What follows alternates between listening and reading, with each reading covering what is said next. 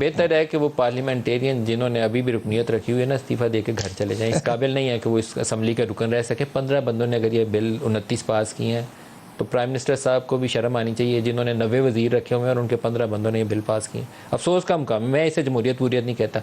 आज उनका एक बयान था और वो कह रहे थे कि ये आर्मी चीफ का विजन था जिसकी बदौलत ये स्पेशल इन्वेस्टमेंट फैसिलिटेशन काउंसिल बनी और पाकिस्तान में जनरल आसिम मुनीर के विजन के सबब सब्ज़ इंकलाब आएगा। बहुत शाबाश आर्मी चीफ को कि उन्होंने ये बात सोची और बहुत शर्म का मुकाम है प्राइम मिनिस्टर के लिए जिनको ये बात समझ में नहीं आई। 1980 से उनकी फैमिली इक़्तिदार के अंदर है। अगर आप लोगों का यही रोल है ना तो फिर आपको पार्लियामेंट में नहीं होना चाहिए। वज़ीर आज़म साहब, आपको घर जाना चाहिए। माजरत के साथ, आप डिज़र्व नहीं करते।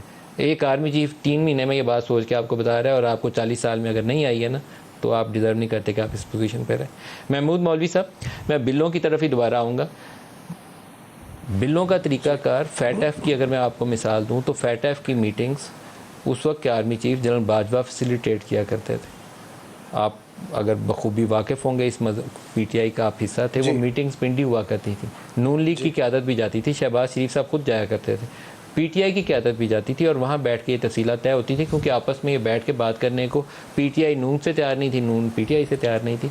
तो ये पार्लियामान के साथ मजाक नहीं है कि हम सारा वक्त टीवी पे बैठ के दर्स देते हैं जमहूरियत, पार्लिमानी जमहूरियत, और तरीक़ाकार मैंने आपके सामने रख दिया है। सर, मैं आपसे एग्री करता हूँ। देखें, हम जब जमहूरियत की बात करते हैं या कोई भी ज़्यादातर पार्टीज़ बात करती है, मेरे ख्याल से ये सिर्फ़ और सिर्फ नारे की हद तक तो या स्टेटमेंट की हद तक मुझे तो ऐसा लगता है, बहुत अच्छा लगता है। आप देखें ना, जमहूरियत अगर आप शुरू करें तो किस पार्टी के अंदर जमहूरियत है? पहले तो पार्टीज़ में ही नहीं है। दूसरी चीज़ फिर ये है कि जितने लोग होते हैं ज़्यादातर, देखें ना, वो एक सिस्टम के हिसाब से चल रहे हैं। और देखिए, हम फिर कहते हैं कि देखिए जी, आर्मी का रोल ये नहीं होना चाहिए और जो है रियासत का ये रोल नहीं होना चाहिए। रोल क्यों नहीं होगा जब पॉलिटिशियंस इतने कमज़ोर और जिसको बोलते हैं ना, उनके पास जो है काम करने की सलाहियत अगर नहीं होगा तो फिर किसी न किसी का तो रोल होगा। आप देखें ना, हमारे लोकल्स जितने डिपार्टमेंट्स हैं उनका क्या रोल है। अगर हम अपने चीज़ों को हम सही नहीं करेंगे तो फिर हमारे पास ऑप्शन ही नहीं रहता आर्मी के अलावा। आप अर्थक्वेक से लेके आप किसी भी छोटे चीज़ तक चले जाए, सिविल जो है इदारों में वो सलाहियत और ताकत नहीं है। जब वो ताकत नहीं है तो वो कहते, देखिए कराची की मैं बात करता हूँ, जब वो नाले खोलने होते हैं, हम एफडब्ल्यूओ को और एनएलसी को नाले खोलने के लिए बुला रहे थे। ये मैं पीटीआई की दौर की बात कर रहा हूँ। नाले खोलने के लिए हम एफडब्ल्यू और क्या बोलते हैं एनएलसी को हमने बुलाया था कि जी नाले खोल दे, वरना कराची मदद लेनी पड़ी थी, क्योंकि उसके अलावा पानी नहीं था निकल रहा। हमारे यहाँ लोकस्ट अटैक हो गया था तो फौज से मदद लेनी पड़ी।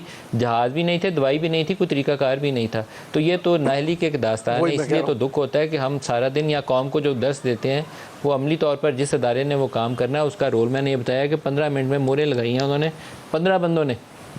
कम से कम 100 तो बैठता, वहाँ बहस तो कर लेते, वो भी नहीं था।